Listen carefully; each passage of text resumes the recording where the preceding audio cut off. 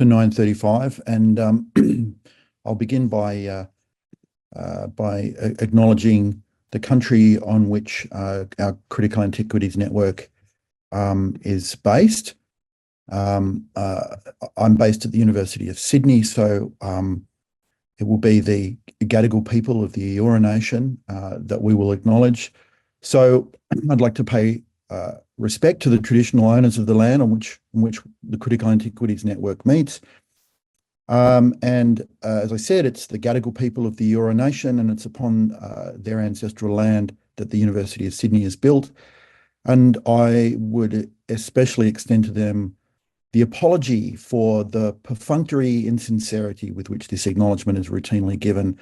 And as practitioners of critical antiquities, we are only too aware of the tremendous gulf between what is said and what is meant, but it is a poor substitute for justice. Okay, welcome everybody. It's our great pleasure to kick off the Critical Antiquities Workshop for 2024 with Professor Sean Gurd from the University of Texas at Austin. Sean is Professor of Classics there, and I think, am I right, to Chair of Department? Is that right? Yes. For your sins. And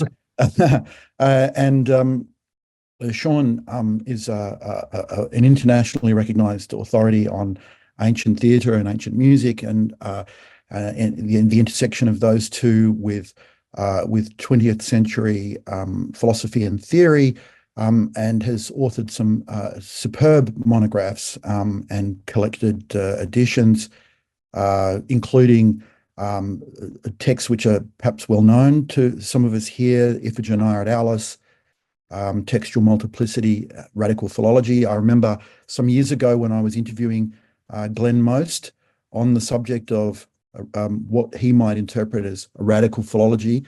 Sean's book was one of the first things that I jumped into as a handrail or a guide rail to try and work out what I thought radical philology was.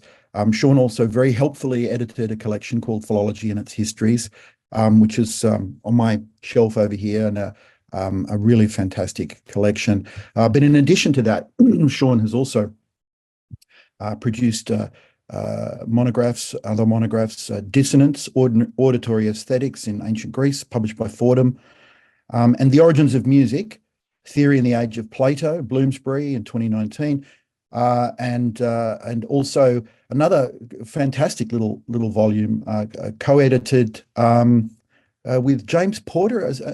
Am I right, Sean, in thinking that Pataphilology and Irida was with James Porter, or was James Porter's in it? He's in it. Yeah, that was done with Vincent van Gerwen-Oy, who's one of the acquiring editors at Punctum. So we did that. And Punctum is a fantastic little press that's putting out all sorts of amazing little books, including Mario Tello's recent work. But so Sean has an extraordinarily varied and interesting output of scholarship on this material, and it is with great pleasure today that I invite him to present his paper, Philology and Music: Uncomfortable Entanglements.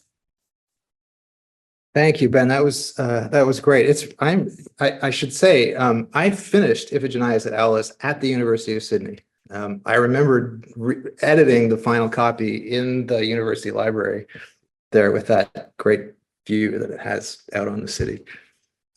So it's nice. It's actually really nice to be talking to you and to be talking in this context. And one other thing, which is just a plug, Mario Tello's last book comes out in a series. It's an imprint with Punctum called Tangent, and I'm an editor on that. And so if you have things that are like that and you're wondering where to send it, call me or write me. That's our bag. We're really interested in. It's called Tangent because if it touches on the classics, that's good enough. That's where we're kind of looking. All right, I'm going to share my screen. It is the most unspectacular PowerPoint presentation you've ever seen, but at least you will have something to look at other than me while I read a paper. So here we go. Okay, so you should now be seeing. Let me see if I play this presentation. You should now just be seeing white slides, black text. Does that seem about right? And if I go forward, it goes forward. If I go back, it goes back. Yes? Good. Okay. So Peter Wilson's here. I'm going to start with him. In their 2000 collection, Music and the Muses, Peter Wilson and Penelope Murray reminded us that as the art having to do with the Muses, Musicae antiquity was much more extensive than the modern practices called music today. That claim has proved critical for subsequent scholarship on ancient music. And above all, it freed scholars from the narrow technical subjects that had been the focus for most of the 20th century. One could now study not just rhythmics and harmonics, but also the wide range of practices that together contributed the ancient musical art. Sorry, that's not a sentence. But also the wide range of practices that together constituted the ancient musical art world. Indeed, it was thanks to their expansive definition that Pauline Levin and I have proposed in the Antiquity volume of the Bloomsbury Cultural History of Music that music today has emerged as an analytical category capable of the same reach and power that culture had for humanities research in the post-war decades. The broad definition of ancient musicae is not wrong, but it's helpful to remember that music was internally differentiated along multiple axes, and that these axes, which were technical, aesthetic, sociological, and even related to the media of musical storage, were themselves historically variable and subject to contestation, debate, reconsideration, and redefinition. Writers could and did take an analytical approach to music, focusing on only one part of the whole. So you think of this sort of standard text in the field, Pseudo-Plutarch's On Music, which is really an essay on harmonics and ethics with a secondary interest in rhythm and no interest in dance or poetry, really. Well, actually, there's a bit of some interest in poetry. Or Aristides Quintilianus is On Music, which offers a definition of music capacious enough to include dance. In fact, it seems like it's been calibrated to include dance, but then proceeds to really not talk about dance. Or Augustine's On Music, which really is focused on meter and rhythm and time. So if the parts of music could be approached analytically in order to focus on single aspects or categories, these aspects or categories could in turn be confused. So it's frequently repeated in ancient theoretical literature that the parts of music are harmonics, rhythm, and diction. And music theorists tend to treat these large blocks separately. But then you get weird phenomena like an Aristotelian problem. I'm not going to show this to you, but there's an Aristotelian problem which raises the question, why are rhythmic melodies more distinct than melodies without rhythm, which is already a kind of a mind-boggling question.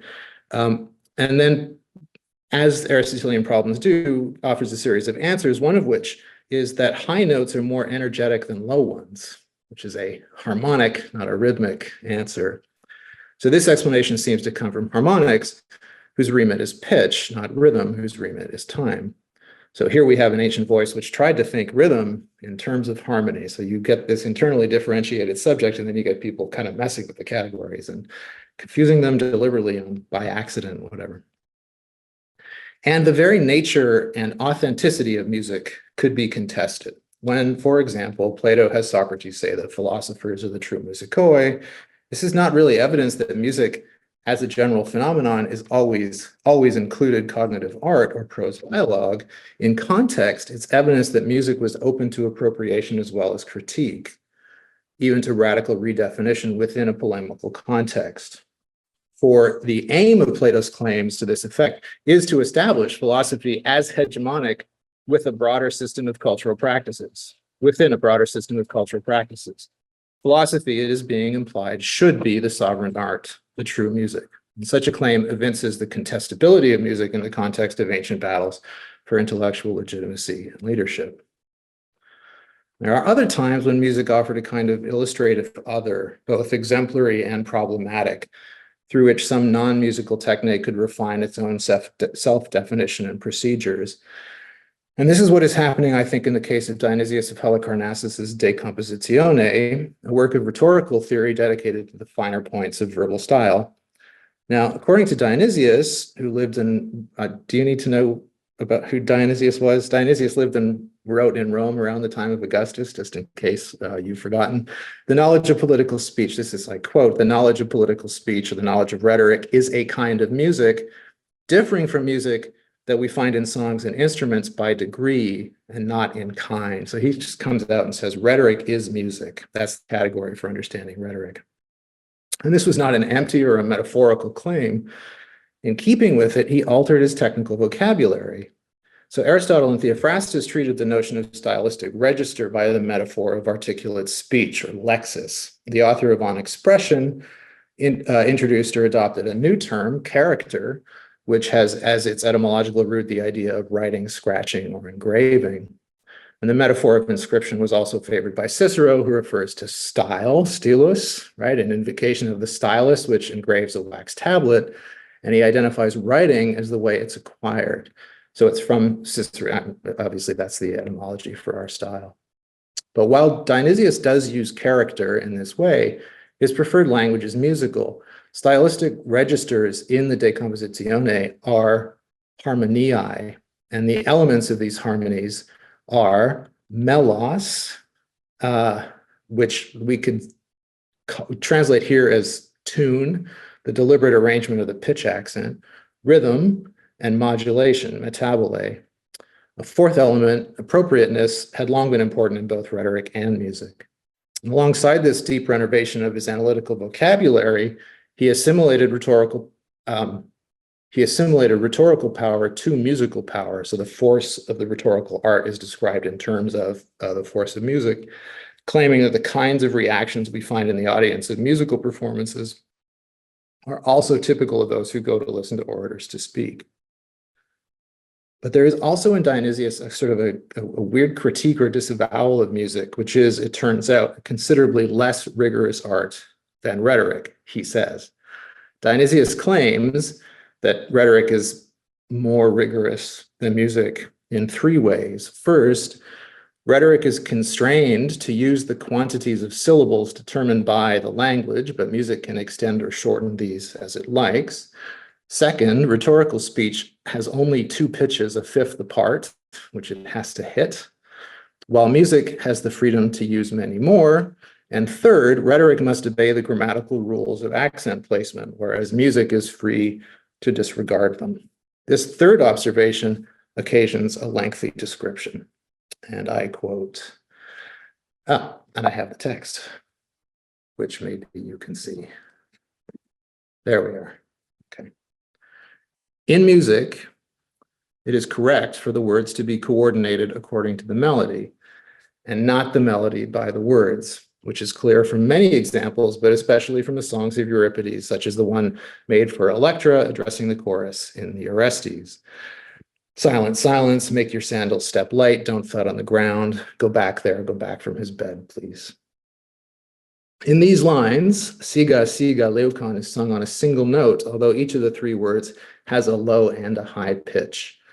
And Abrules has the same tone on the middle syllable, presumably as the first one, though it's impossible for one word to have two high tones. And the first syllable of Tithete is lower, and the next two are high, and then the same as the high note. And in Ktupeite, the circumflex is not evident, for the two syllables are set on the same pitch. And apaprobate doesn't have a high tone in the middle syllable, but the pitch of the third syllable has been transferred to the fourth. This passage of the Orestes is well known. There is one small textual variant of some interest here towards the end, but otherwise we learn little about Euripides' words from the citation. As a musical fragment, however, it is of quite a lot more interest. It's one of three testimonia to the way Euripidean texts were sung in the Hellenistic and early imperial periods. The other two are Hellenistic papyri. Whether the music he describes here was Euripidean is a matter of some doubt. West and Pullman say that he's referring to music which he had heard in the theater and might expect his reader to have heard. He's not quoting from a manuscript with musical notation and does not attempt to use notation in describing the ups and downs of the music. He apparently assumes that it was Euripides' original music. As there had been a strong tradition of performance, it may have been so. That's the end of West's comment there.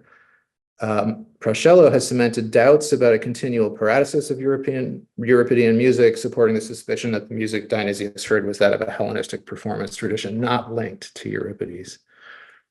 Not surprisingly, Given that this is in fact why Dionysius describes the passage, most of the discussion that I've seen about it has been focused on the evidentiary value of his claim that music did not need to preserve the melodic contour implied by the pitch accent. Actual evidence is mostly late, highly fragmentary, and pretty confusing, but if it were possible to conclude that in the classical period, Greek melodies, so 4 centuries before Dionysius wrote, there's a chronological problem with the evidence here, right? But so if in the classical period, Greek melodies did typically conform to some constraints implied by the accent, that would make historically accurate reconstructions of tragic melodies much more plausible. So there is a strong motivation among modern scholars to, in essence, discount this evidence because he's saying the opposite of what we would like. It gives us an actual one problem is no solution. 2 problems is a solution. If you have the problem of getting a melody that goes with the accent profile, you can get a melody and it becomes more plausible.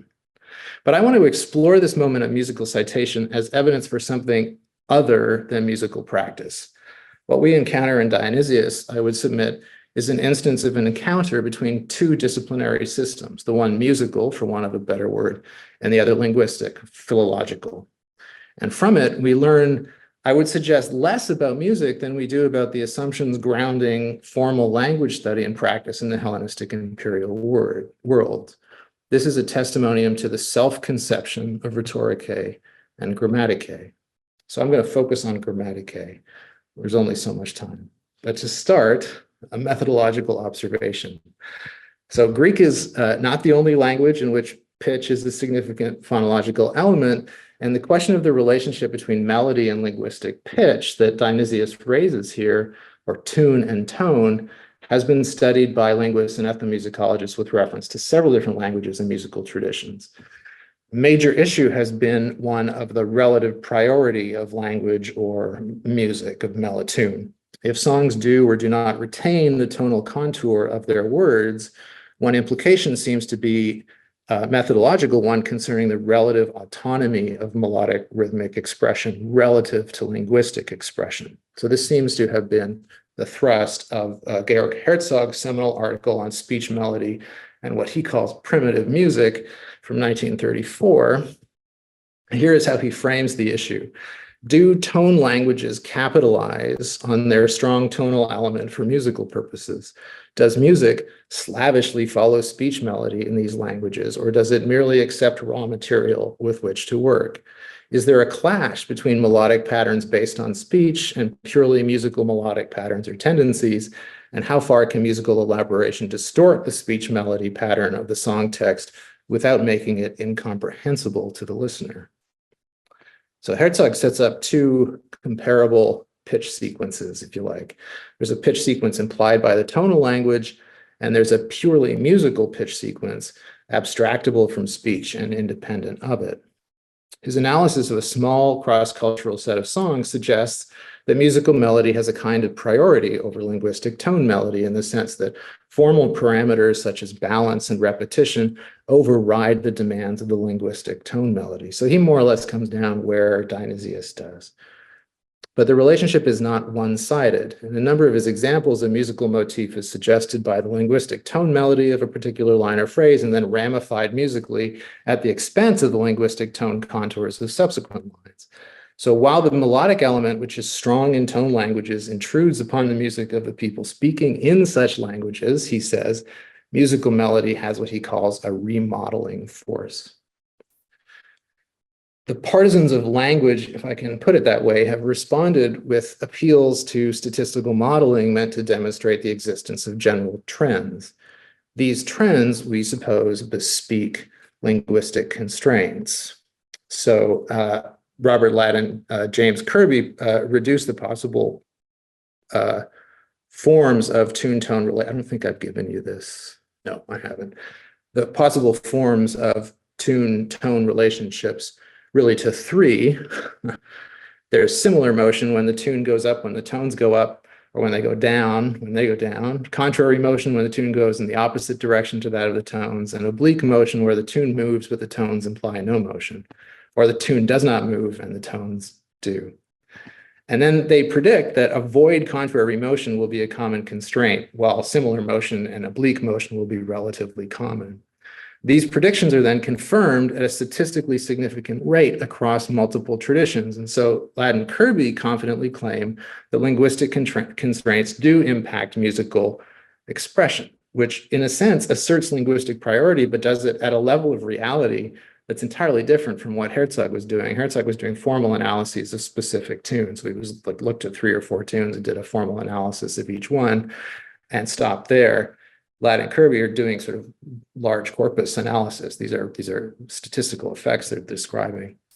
So you can have a kind of a subset of cases that don't satisfy the rules as long as overall the general trend evinces them, if that makes sense. So you have like a kind of a musical centric formal analysis, a statistically based linguistical analysis, and then there's a third, less high impact, but I think really important group of scholars who have emphasized that following or not following the tonal contours implied by a song's words is either a historical variable or an artistic parameter, not a universal constraint, adding that such choices are subject to complex cultural and historical conditions.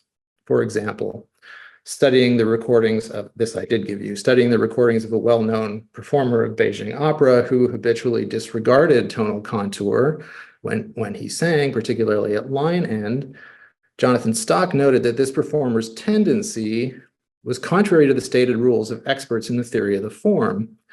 So Chinese academics could only explain the recorded departures from the tone melody as an element of personal style and a somewhat unsettling divergence from generic standards. And Stock concludes that in the case of Beijing opera, at least, he was dealing with 2 intimately connected but autonomous traditions, the one practical and the other theoretical. And he says, do you like how the reference is bigger than the quote? That's a design choice that I made, deliberate design choice that I made. Analytical theory and musical practice have emanated from different sources. Although evidence of their musical concerns remains in their recorded and transcribed performances, past Beijing opera singers were neither trained nor expected to theorize about their activity. The poets and librettists, on the other hand, were eminently well-equipped to do just this. So the theoretical tradition, he speculates, emerged from writers, and thus one might say predictably asserted the priority of linguistic tones over melodic expression.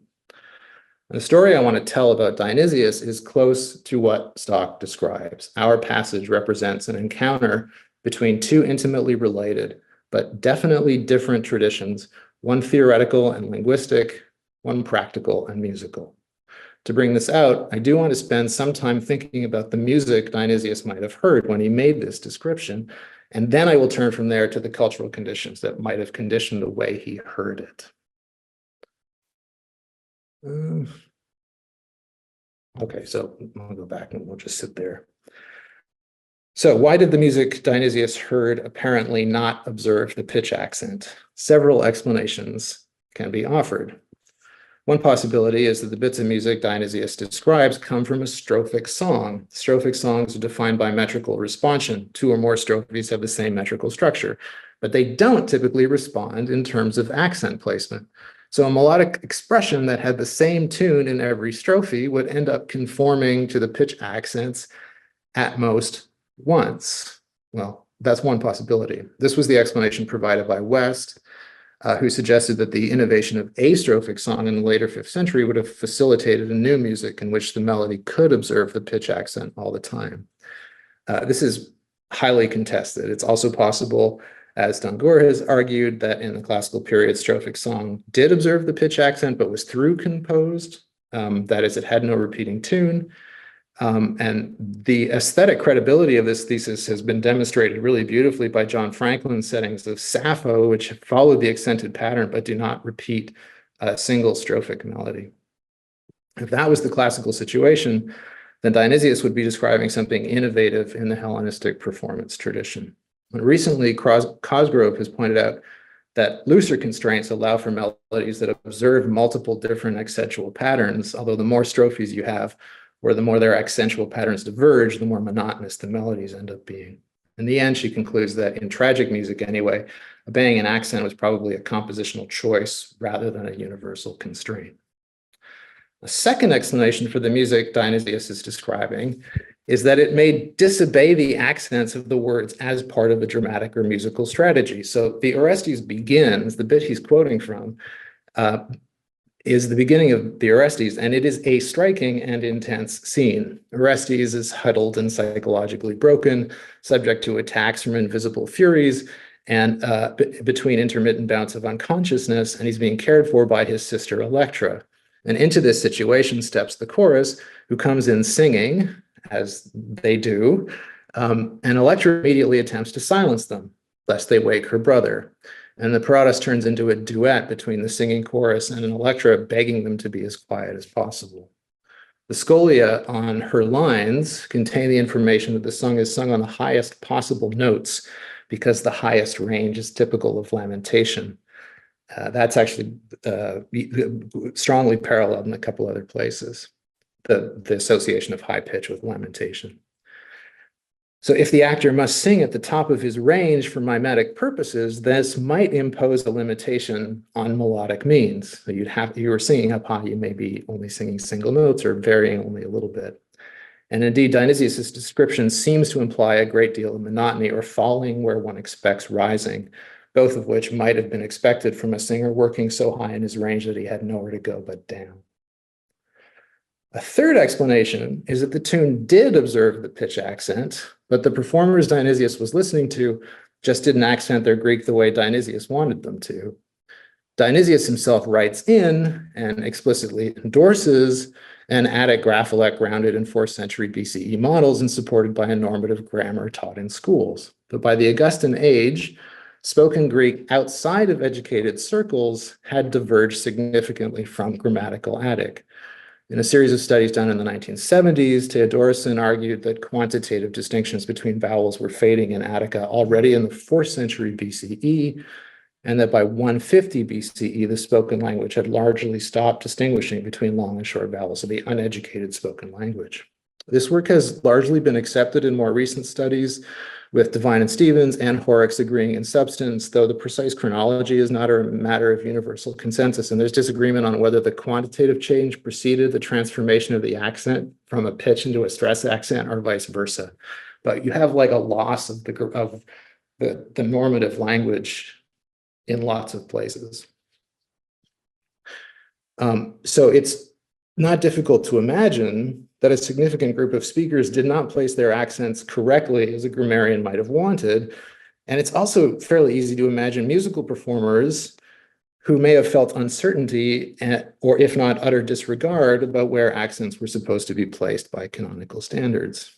So these explanations are not all compatible, clearly, but all of them pose the same question. Why did Dionysius not attempt to grapple with whatever cultural, linguistic, or artistic factors informed the performance he observed? What was it that led him to focus exclusively on the non-observant of the accent, as he understood the accent, and to make a big deal out of it at the expense of all the other possible explanations or themes he might have developed, and therefore to imply, as he does, that music is more free than rhetoric? So now I will attempt to answer that question. Dionysius's ability to hear divergences from the normative grammatical accent, and also perhaps his impression that such divergences were important, is surely a consequence of his educational background. Grammatical education would have included learning distinctions between vowel length and the rules governing accent placement.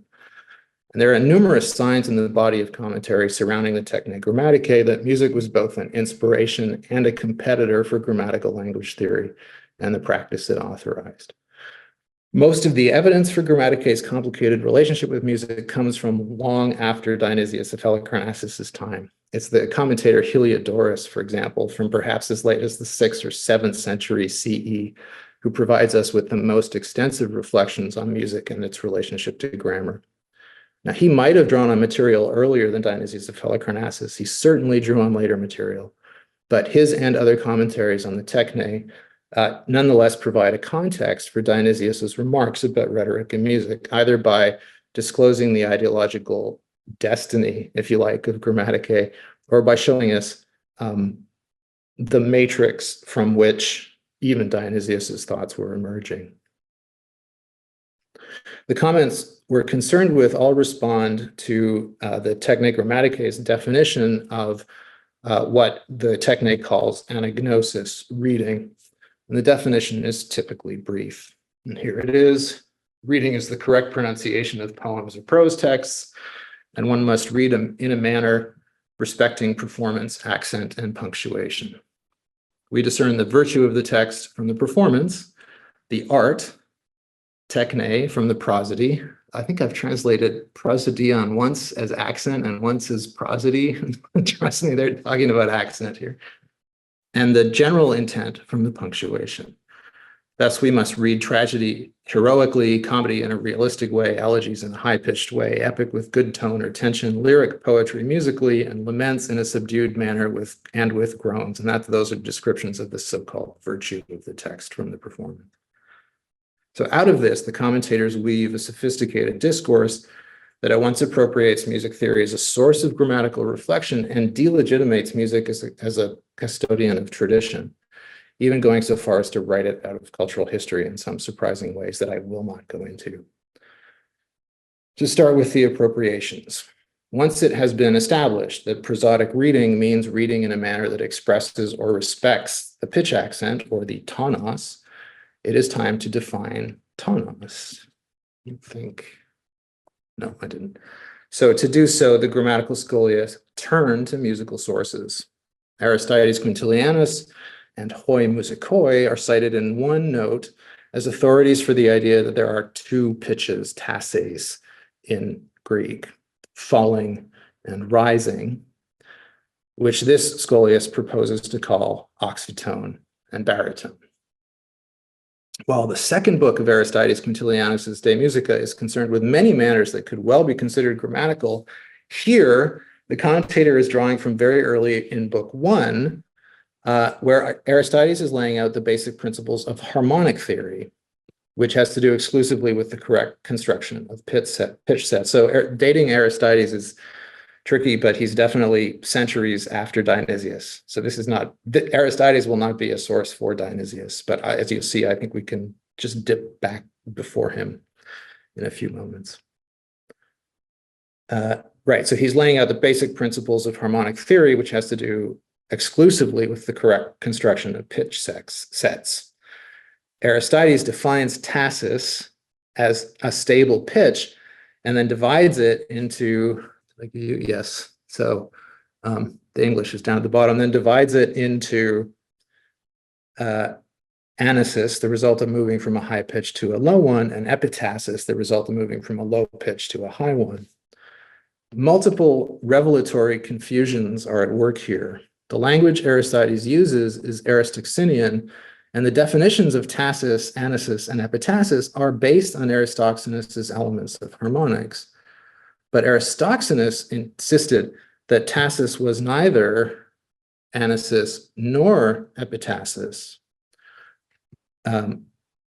The latter two things are continuous movements on a voice or a string. So think glissando, or if you're a guitar player, think about slide guitar on a violin, just run your finger up the string.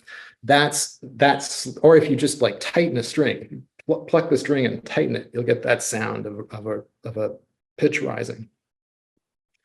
These phenomena are, for Aristoxenus, essentially irrelevant to musical analysis. Only tassis is of interest to music. And it can only be a matter of speculation why Aristides should have elided the analytical distinction insisted on by Aristoxenus, but thinking about the consequences of such a conclusion proves fruitful. For Aristoxenus, I've given you the whole passage here, audible anasis and epitassis are what he calls continuous vocal movements and typical of speech. So he actually says music has tassis, you rest on a pitch, and in speech, your voice glides around. It's never sits still. It's like a long series of glissandi. When the scholiast adopts Aristides' misconstrual of anasis and epitassis as types of tassis, the scholiast applies what Aristides had turned into a musical category back to speech, while leaving out Aristoxenus's critical qualification that as features of speech, they implied continuous rather than intervallic movement. So what happens in the scholiast basically is the tone, the high tone, is seen as a pitch higher than the ones elsewhere in the line. So you really are sort of speaking to pitches. He's using the technical language that Aristoxenus had used for a very different kind of vocal movement, where you sort of slide up to the high tone and then slide down off of it in a much less distinguishable way. So the theory seems to be interpreting the tone as what Aristoxenus would have called a musical pitch. It's a pitch. And this we have evidence of in Dionysius of Halicarnassus. So Dionysius of Halicarnassus tells us that the tonal accent in grammatical Greek is at least stable enough that its pitch height is measurable as a fifth higher than the lower tone.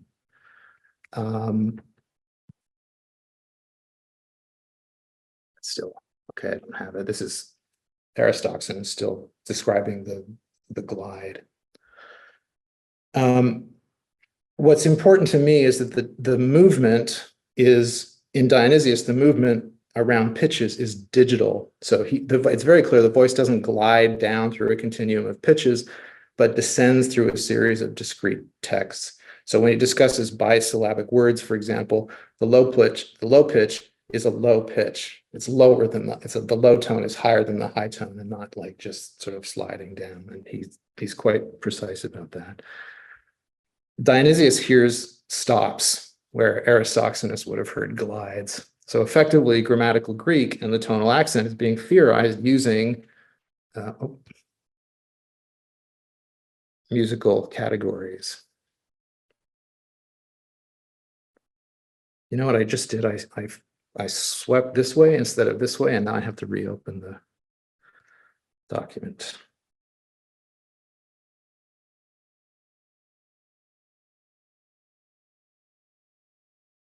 Okay. So we're already kind of in the vicinity of so these are the appropriations of music to think about language. We're already kind of in the vicinity of the disavowals of music in the theorization of language, but let's move to them explicitly. The adaptation of musical concepts and terminology to explain the pitch accent is balanced by an equally strong impulse to demote or delegitimate or just erase music from consideration. We can see this, for example, in the various definitions of techne provided by the grammatical scholia. Although one voice includes music along with grammar, rhetoric, medicine, philosophy, geometry, and astronomy as encyclic arts and kuklioi techni, various other classifications are offered, and these do not typically give music a place of honor beside grammatike, which is always placed on the highest rung. No. A passage in the so-called Prolegomena of Ossiana, for example, identifies 4 kinds of techni. There are theoretical, practical, poetic, and mixed, and places auleitike and orcheistike, so playing the aulos and dancing, in the practical group, reserving highest praise for the mixed arts of medicine and grammar. It's not a surprise to find the grammarian saying that grammar and medicine are the highest arts. Another scholian, now in the Vatican, cites someone called Luke the Tyrian to the effect that musical arts are organica, so they're really just the business of playing instruments. There are arts called empneustic arts, which include playing the syrinx and the salpinx, and then there are haptic arts, which include kithara playing, and the aulos involves both breath and touch, so it's both empneustic and haptic.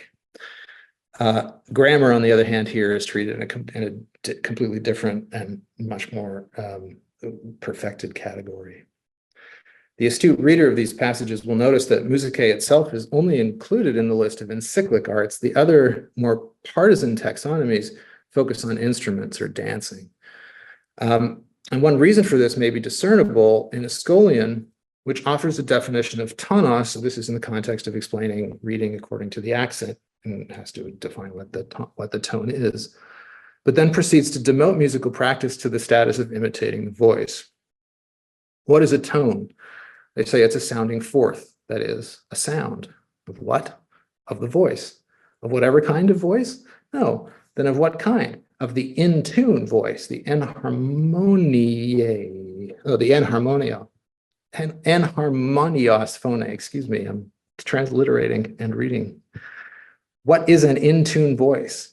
One which is composed of high and low and circumflex, such as the voice of a human, and everything imitating the voice of a human, like the kithara, the instrument, the organon. I'm not sure what that is, so I have just not translated, the syrinx, and whatever else is like that. This is from a commentary attributed to Melampodes or Diomedes and could well be earlier than the work of Heliodorus. Proposed is the idea that the harmonic voice makes use of 3 tones and that the kithara and other instruments copy it. The only other parallel for this that I know of is Philo of Alexandria's allegorical reading of Jubal, and the claim in both cases reverses what I think was the historical reality, namely that the vocal accent, the speech accent, was theorized in imitation of music and not vice versa. So here, instead, music is an imitation of correct grammatical speech. So grammar really did propose itself as the legitimate heir to classical music in opposition to what was happening in Hellenistic theaters. Commenting on Dionysius's claim that we must read lyric poetry musically, Heliodorus remarks, so again, this is a very late source, Dionysius of Thrace says you should speak musically because it is necessary to sing. So you should speak lyric songs musically because it is necessary to sing lyric poetry with the appropriate song, which is impossible for us nowadays. If someone wanted to sing according to the old music in which these pieces were written, they can't, they wouldn't be able to. Ancient music is different from modern music. The ancient music was divided into 3 styles, Dorian, Phrygian, and Lydian, and the current music is divided into 15. How then could someone sing songs written according to the old harmony in the modern style? Doing so is impossible in Grammaticae because of the change in harmonic approach which has been transpired. And the implication here is since you can't sing it, say it with the accent. That is the lyric reading, or say it in a way that sort of communicates the lyric virtue of the piece. So at this level, prose could be seen as music and even as more legitimate than actual music because it seemed to obey constraints which vernacular music did not.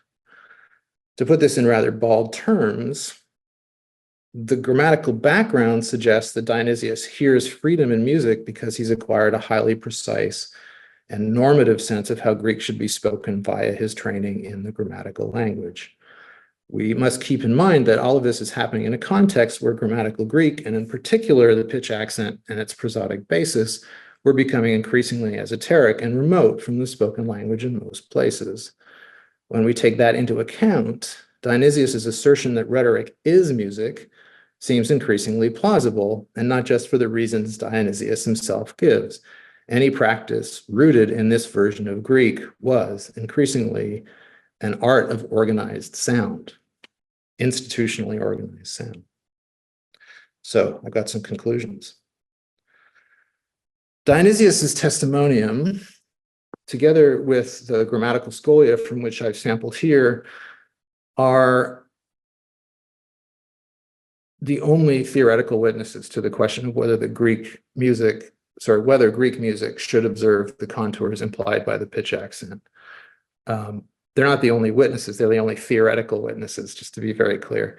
It is, I think, a viable hypothesis that the idea comes from here, that Grammaticae, for its own reasons, conceived of the accent as the legitimate heir to classical music in a debased Hellenistic environment. And here I think about the curious fragment which reports is in quotation marks in the text on Aristophanes of Byzantium's invention of the diacritics marking the accent so that we could sing while we spoke. Times and tones and breathings were established by Aristophanes. This was for separating out unclear verbal expression and also for the sake of the song and the harmony of the complete voice so that we could sing while we spoke. He worked out a way that would allow each of these things, times and tones and breathings, to be formalized and named appropriately and in keeping with nature, as though they were instruments, since these things were going to be like instruments for language. For he saw that music meant both the song and the rhythms, and sometimes it rose in pitch and sometimes it fell, and it was called sometimes low and sometimes high. Okay. So this little piece of information occurs in two Parisian codices as book 20 of Arcadius's treatise on accents. Sorry, it's not that. It's Arcadius's treatise on accents, which is in Herodian's De Prosodia Catholica. So it's like it's this weird text which is inside something else, and it's long been treated as late, like very late, and of no value. Pfeiffer in the History of Classical Scholarship mentions it in his discussion of Aristophanes and Byzantium, and says it's nothing. It's not in any of the fragments of Aristophanes that I've seen. But in 2019, Probert and Rousseau suggested that the story, if not the text, could well come from at least late antiquity and maybe from earlier than that. So, and at least we can say that the passage indicates the persistence of a strain of thinking, and like, maybe not before Dionysius of Halicarnassus' time, but at some point, by the 4th or 5th century, maybe, the persistence of a strain of thinking which saw the accents as the musical part of speech in a strong non-metaphorical sense. It suggests both that the Greek pitch accent was music and that music itself was somehow not able to do its job anymore. The canonical text needed a new accompaniment, a new vocal accompaniment. So if it is Grammaticae that cares about the coordination of pitch, accent, and tune, that may have had consequences even for musical practice. When we find musical scores which seem constrained by placement of accents in their words, such as the Delphic Paians or the hymns of Mizamides. Delphic Paians are Hellenistic, mid-2nd century BCE. The hymns of Mizamides are mid-2nd century CE, both obviously constrained by the pitch accent. We should entertain the possibility that we are witnessing the application of an ideology about music stemming from grammatical Greek. Since, as is generally acknowledged, the vocal notation in Byzantine music is derived not from the ancient notational system, not the ancient musical notational system, but from the diacritics, we should assume that this notational practice, that is the Byzantine one, is an extension of the grammatical theory of prosody and the appropriation of music.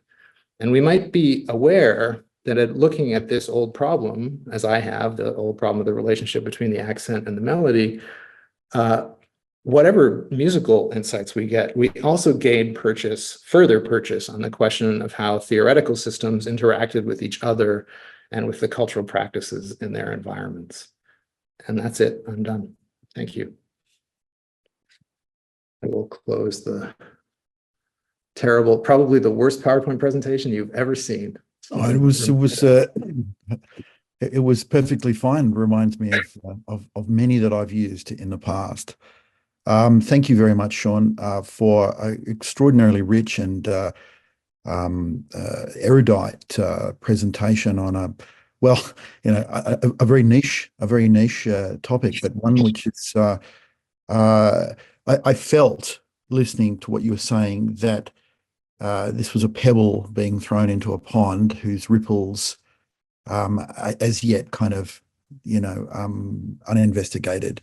And so, with that in mind, this question that Tristan posed at the very beginning, it's like if I had to put you on the spot and to say, so, where do you see some of those ripples going? What are some of the larger ramifications, kind of from a radical philological point of view, to use your terminology? What do you see about what you've been saying disturbs the kind of sort of orthodoxy or preconceived assumptions about those relationships you were discussing? Yeah, I think so. I don't know. I mean, this is good. I'm not altogether sure what this means. So there's a lot of. Yeah, I guess I was asking you, what does it mean? Yeah, so I mean, there's a ton of really amazing stuff in Greek grammatical writing, which is yet to really be properly digested. It needs a lot more attention. I'm working on it, but it's slow going. The texts are complicated. I increasingly feel like actually it's very well published, but nonetheless, I feel like I want to actually do a little bit of textual work on it, and so everything is kind of tentative.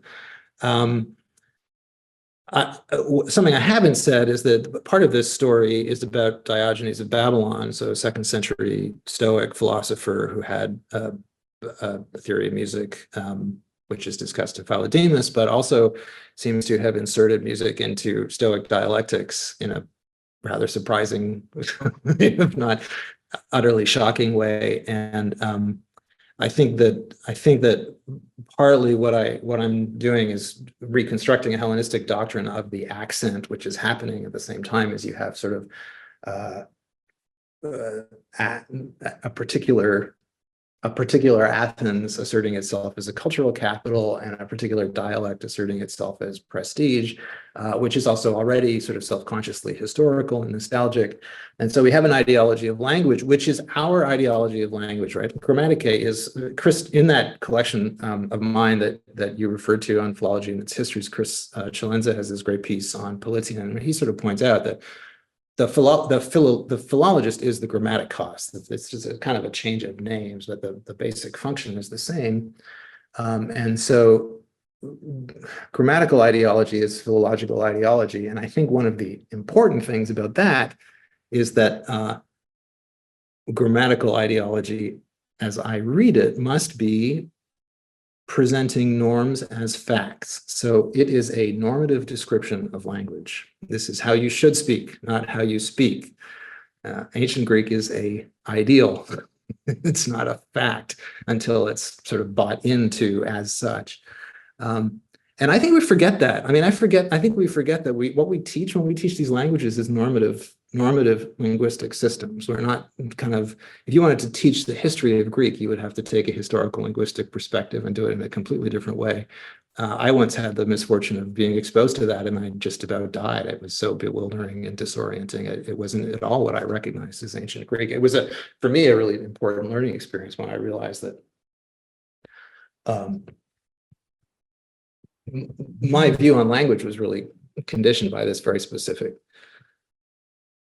I'm totally comfortable calling it an ideology. I mean, when you substitute a norm for a fact, that's an ideology, as far as I'm concerned. Yes, that's exactly right. I mean, I once gave a paper in Crete, and as part of that paper, I read out the first two lines of the Iliad, and the entire, well, all the native Greek speakers in the audience just fell about laughing. You know, they really just fell off their chairs laughing, and it really struck home to me. Just this is not right. There's something completely, what the world that I inhabit, of the way that Greek is read and consumed, is completely at odds with a living kind of extension of that language environment. And I thought you answered that question very well. I mean, because what you're really saying is exactly that language scholarship is ideological always, and that the Hellenistic world, particularly the world of Alexandria and the world of Athens, the world of Pergamum, and so on, is where the kind of the literature of the Greek world is being rebranded, recalibrated for a whole range of kind of ideological reasons Hellenizing reasons in the course of the 3rd century. I mean, I rarely come across the scholia to Dionysius Thrax, as one doesn't really come across them that often, but I do come across it when I'm dealing with the Homeric question, and the Homeric question is in parallel to what you're talking about, right? It's this: how do we take Homer, and how do we kind of stabilize him ideologically for the present? And of course, this is what the work that we continue to do in classics, isn't it? Which is stabilizing the past for the present. So I think there's the critical antiquities dimension staring us in the face. I'm going to shut up and turn over to the floor.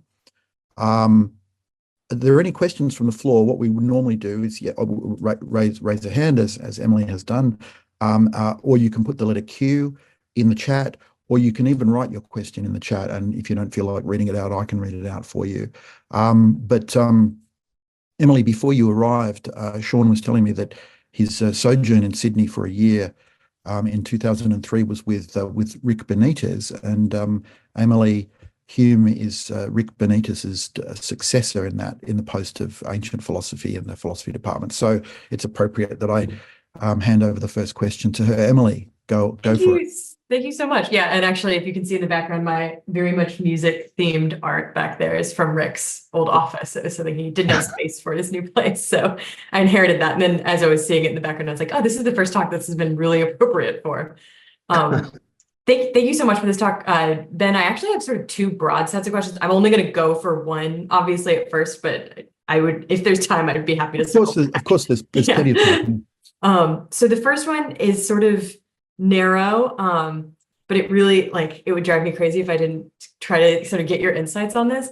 It struck me in the last slide, especially, just basically a question over what does organon mean in this time period, in different time periods. And there was this earlier passage where organon was untranslatable. I mean, because I primarily work in Plato and Aristotle period Greek. For me, organon, thinking with Aristotle, would be like generic tool or something like that. So then when I was reading the passage in your last slide, I guess what struck me about it is, if I hadn't been, at the rest of your talk, I would have thought the accents are organon, or organa, would mean something like, oh, there are tools in it. But then, of course, the next sentence makes clear that this is importantly, like, maybe the word organon is where we're getting the hint that music is the relevant background here. So it's like, in the sense of musical instrument, organon is going on there. So anyway, I was just curious, anything to say about what's going on there? And does that word alone start meaning musical instrument? When does it start? That I don't know the answer to that question. Certainly it means that by the time of Philo. So Philo has this great discussion of, so Jubal invents, it's a harp, it's a lyre. And Philo says, well, that's an allegory for the human voice, because the human voice is the perfect instrument. He uses organ there. And then he goes on to describe the way in which the human voice can make all sounds, right? The human voice can make the sounds of birds, and instruments then organ, like actual musical instruments, organa. So Philo is like 100 CE, right? Is using the word there. In that my guess is that in that previous passage where I punted on the translation, at some point the water organ starts being called the organ. Yeah, it must be that, which will date the text. So that's very late. But I just don't know. So my translations are sometimes deliberately bad. I do that too. Sometimes they're helpfully bad. Helpfully bad is a good way.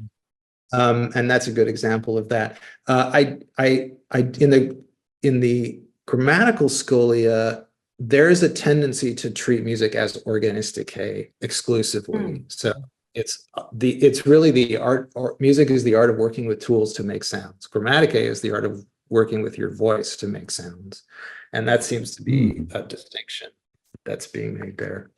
I wouldn't be surprised if somebody did the work on this, that you could draw a line between the philosophical uses of organon and the later discussions of instruments. I'm not able to sort of cite passages here, but I would think, and if not organon, then at least some kind of, like, I can't think of any examples, but the way Aristotle describes, or whoever it is describes, mechane in the mechanical problems as like the assistant to nature. I think if we looked, we would find descriptions of instruments as doing exactly that: extending the voice, amplifying the voice, developing the voice in various ways. David Blank probably knows the answer. Let's get him in here. Did you have a second question, Emily, or would you like to come? Can I throw? I'm happy to cede to David and come back later on if we have time for all right. David, please ask your question. Or right. Thanks very much, Sean. I thought that was really very provocative, let's say, which I suppose goes with critical antiquities. So, I mean, the first thing that I would say, at any rate, just about Emily's question is simply that when Aristotle talks about logic as being an organon, that has to be understood as being excluding it from being a part of philosophy. So that's a very particular kind of meaning, right? So it's not constitutive, but rather it's adjunctive in some way. So, but that's just about that. I was going then to point to another place in the commentaries on Dionysius. So close to one of the ones that you cited. So on page 474 of the edition. So there we have an interesting thing. So Aeschylus is cited. And he's cited as a proof for the fact that prosodia belongs to the pronunciation of the words rather than the voice of the organon. Right. So That's in really some sense, right? And so the citation is right. So hutoi mapeiron tes prosodias. So he says, so the idea being then, so you have these people who are being referred to as not able to understand what's being said to them, and that's because they don't understand this prosodia. yeah. Is that So- you don't know this about the University of Austin Classics Library, which is a great library, but it's currently in storage while we deal with mold issues. So I'm dependent on the internet for most of these texts. I'm trying to pull it up and I'm not Oh, able right. to. Yeah, we had some mold issues too. But yeah, I mean, so did you want to, was there more to the question? Well, and then it goes on, right? So all of this presumably comes from Heliodorus. And actually, there is now an actual copy of Heliodorus, which is different from these excerpts. But anyway, it hasn't been published, but I have it. So it goes on then, say, prosodia esti semeion lexeon. Right. So specifically saying then that what's referred to by prosodia is then the sign that's put on the words. And so that's presumably what the Pseudo-Arcadius passage is referring to. So not at all the actual sound, but Right. rather, yeah. And so, I mean, what's to say about this with regard to your presentation? I suppose that's a question, right? That is, in the case where Heliodorus is specifically trying to separate the prosodia from the sound, from the melody produced by the instruments, then how does, if he's doing that, then how does that affect the kind of relationship that you're trying to invert between the tone and the tune? Yeah, so the short answer is I don't know. I'm delighted to hear that you're going to send me the Heliodorus to take a look at. That's great news. Oh, that Thank I you. don't know about that because the problem is that the guy who showed it to me first is no longer in the field and he doesn't answer my emails anymore. So what I'm working with is the paradigm I have to work with when I'm working with the published scholia on Dionysius of Thrace is basically subliterary kind of, you have a discourse and you have a discourse that is conflicting and non-consistent. And so I am not in control of it in such a way that I can fully characterize everything that's going on in that corpus. What I try to do is identify streams and then keep my claims at a level of generality. I mean, this is, where I'm not, I am not prepared to do doxography inside of that corpus. So I will say, like, I see a discourse about music. Sometimes the discussion of the tone is about the tone, and sometimes, as you say, sometimes the discussion of the accent is about the signs above the words, which are a kind of an accompaniment to the words.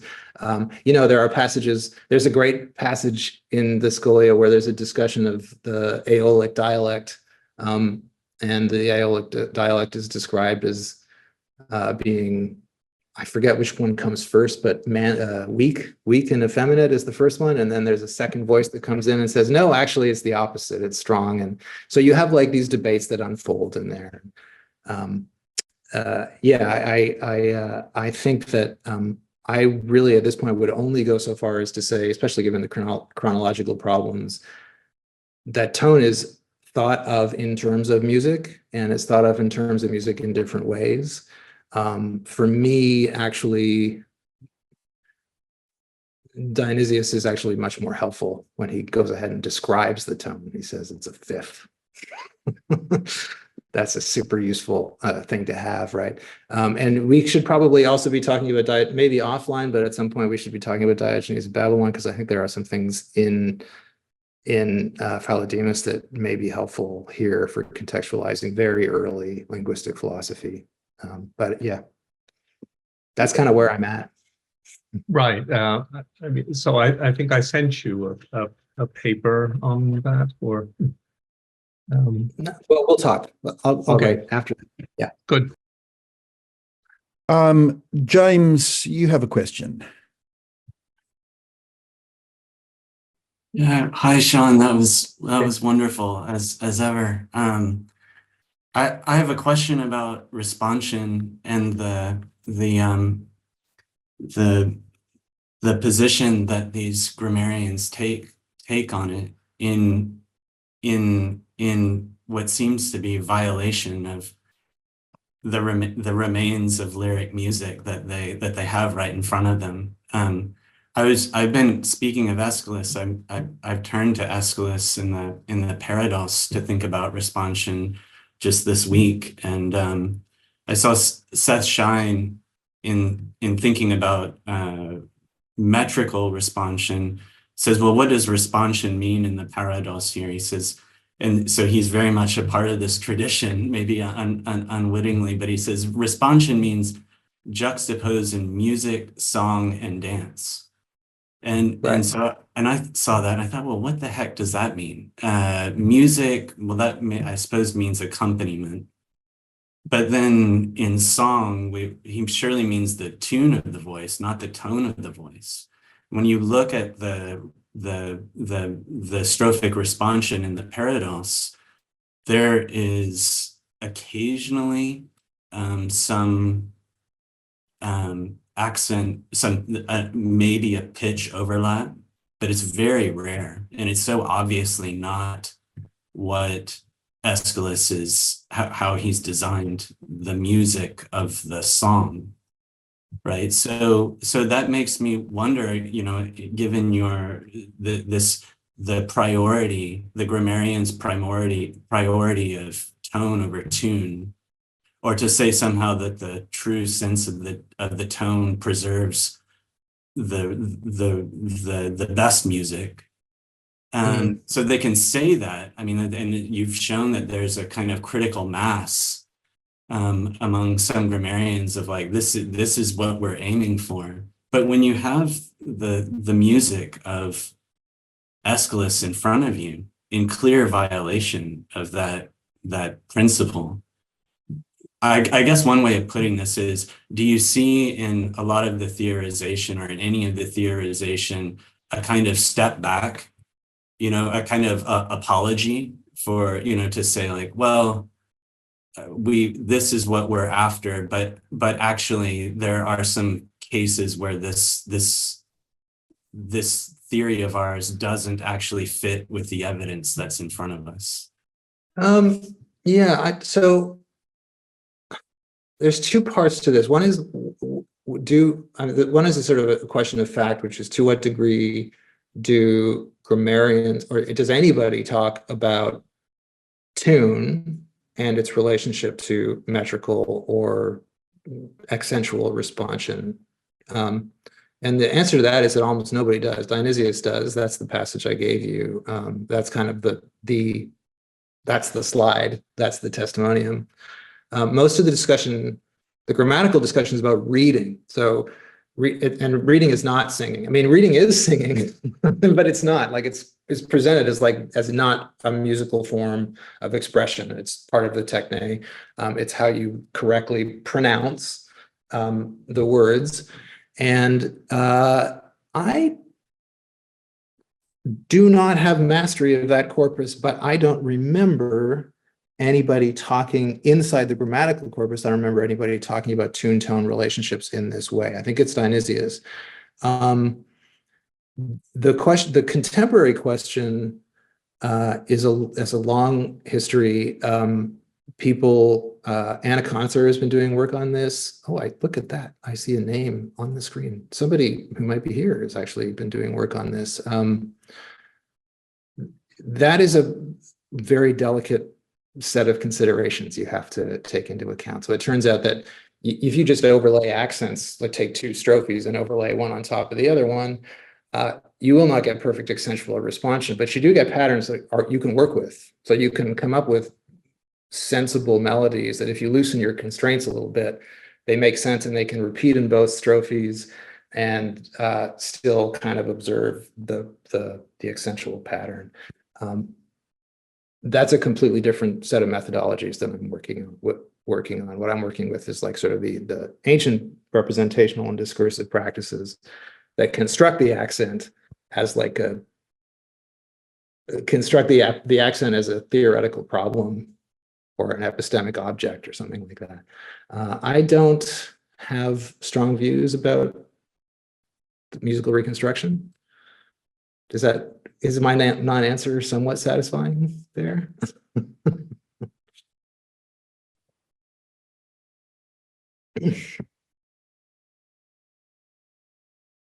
Oh, yeah, we'll talk. Anna's the expert on this question at the moment. All right. Well, we have another question. This time it's in the chat from Lucia. Is there always a deferral of signified meaning between the instrument and the voice if we assume that musical training aims for a mimesis of the object instrument? Can you just do that for me again? I don't see the text here. It should be in the chat there. Is there always a deferral of signified meaning between the instrument and the voice if we assume that musical training aims for a mimesis of the object instrument? Yeah, that's a good question. I mean, if the suggestion is, let's just take, instead of taking the grammatical stuff, take Philo, if the suggestion is, so that the relationship between the voice and the instrument in Philo is a really good example of some kind of infinite deferral, because the instrument is an allegory for the voice, and then the voice is presented as the origin of the instrument, right?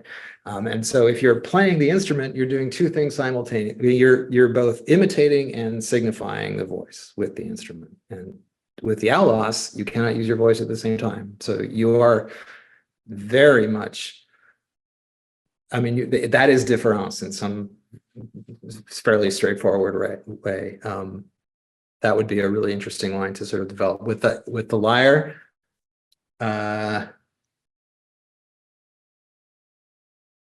With the lyre, it's a little bit different because you can sing and play at the same time, and the lyre tends to get used as the image of. So it is true that in Philo, the voice, all instruments copy the voice, but in Cicero, I think it's in Cicero, probably in De Rhetore, there's this great description of the soul playing the voice like a lyre, so that the voice is the instrument and the soul is the player. So I would want to think about how that worked. So the follow-up question there was, is the voice the muse? And I think that the short answer is, in the really explicitly phonocentric texts like Philo, from a strictly pedantic perspective, the answer to that question is no. Philo has room for the muses. He actually tells a story about why God invented the muses. It's a great story. God invented the universe, and then he asked one of the angels, did I leave anything out? What do you say? What do you say? When God says, what did I screw up? So the angel said, well, you missed out someone to praise the creation. So he created the muses. So there are muses in Philo's like mythological world. But yeah, the voice is kind of like the voice speaks through the allos without speaking through the allos. It's an absent presence there for sure. Yeah, I would play with that.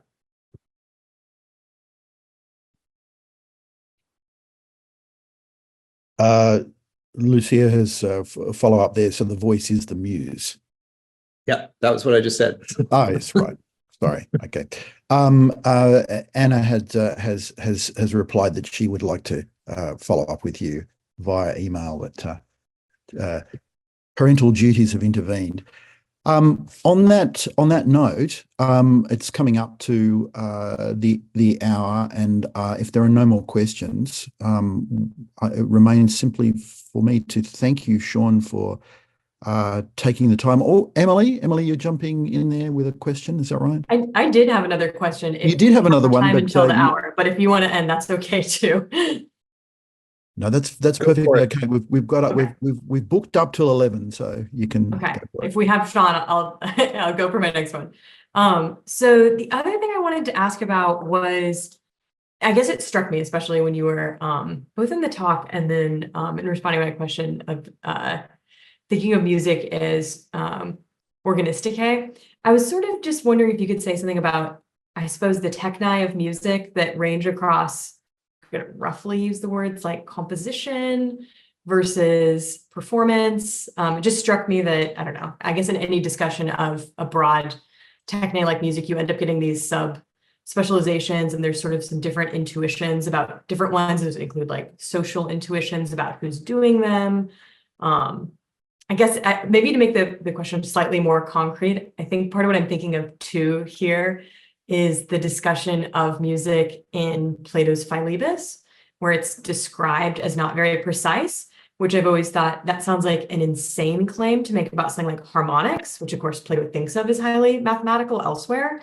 But if you're thinking, I mean, I guess the context I've always supplied for this is, oh, he's thinking about something like how much the equivalent of vibrato does a musician decide to apply to a note, and that's not necessarily super precise. You kind of feel the vibe, literally, and you apply as much as you want, or something like that. And so anyway, I guess this is just to say that it strikes me there's so many different musical techniques. So I was just interested if, if you could say anything about, where some of these intuitions, I don't know. I'm tempted to just sort of like give you my take on that bit in the Philebus, and I tell a story.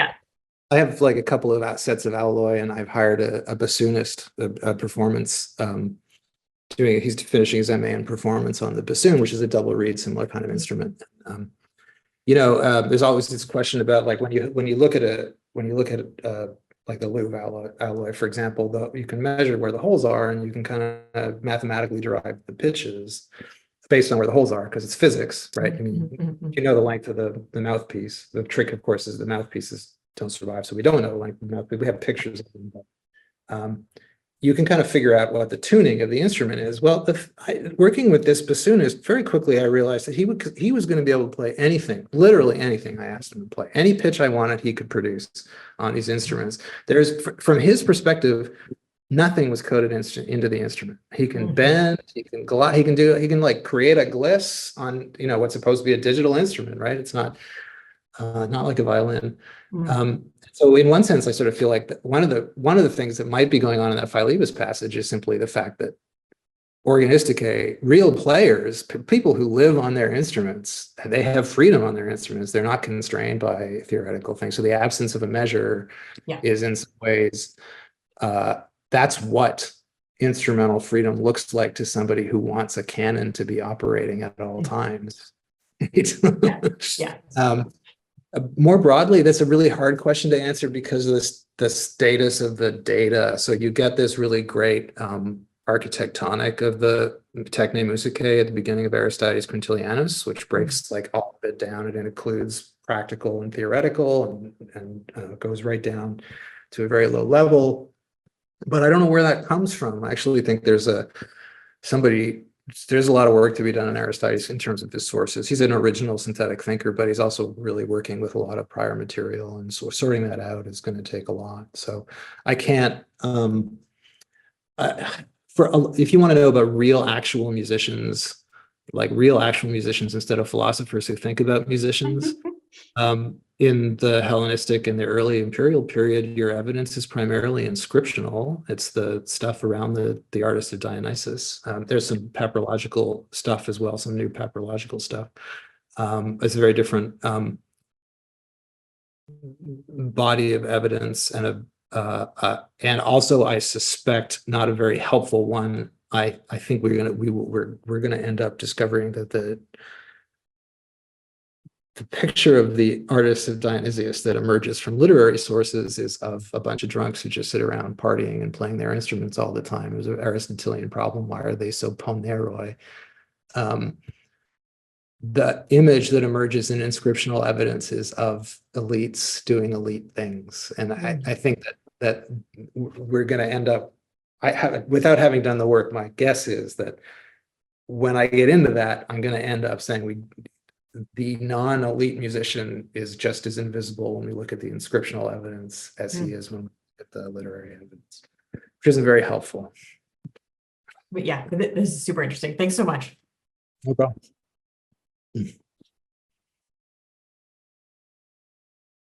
There is a very last final question in the chat from Li Wang, wondering, apart from the Beijing Opera, did you look at a variety of Chinese musical song categories in your research? Oh, that's way outside my wheelhouse. I read so the Beijing Opera is just one form, and there are different forms there are different languages that are called Chinese, Cantonese, and Mandarin, for example, and there are different performance traditions in those, and there are multiple tone traditions. And I have read the bibliography, but it's as an amateur. It is an interestingly mixed bag. It's not like when you look at the stuff that's said in what tends to be said in things by classical scholars, the comparative evidence tends to get presented as flattened out and as showing one thing. The bibliography on tune-tone relationships in tonal languages does not show a simple answer to this question. It's all over the map. There's a great story about, this is not Chinese, but there's a great story about a Nigerian composer whose language is a tonal language, and the music the melodies do not observe the tones. And this composer went to Europe, got a music degree, came back and started writing music that observed the tones. And so he's really sort of changed the musical expression, and it's a great story about the way culture works in post-colonial global age, right? And the way scholarship can affect practice in these really surprising indirect ways. Yeah, and the invisibility of the professional musician too that you're talking about is. Oh, that's not what I said. I said the non-elite musician. Well, non-elite, but non-elite and professional. I mean, I recall the story in the beginning of Plutarch's Life of Pericles, where Philip, the father of Alexander, upbraids Alexander for playing the lyre too well. You're playing it too well, as though you were doing it for a living, so that the world of the elite, to some extent, studiously avoids knowing how to play instruments well, as a sort of a studied amateurism, which means that they may not be as familiar ultimately with the way instruments work, although it could be just anyway, the entanglement there's an entanglement of class there as well, isn't there? It's kind of very interesting. But I really feel like now it's time to let you go enjoy the rest of your evening, Sean, and to thank you again for a very stimulating inaugural workshop for 2024. And I hope you have a very good evening, and thank you all for attending. And there'll be an announcement about next month's workshop in due course. But otherwise, have a wonderful either March 21st or March 20th, depending on what part of the world you're in. Fantastic. Thanks very much. Thank you, Sean. Great.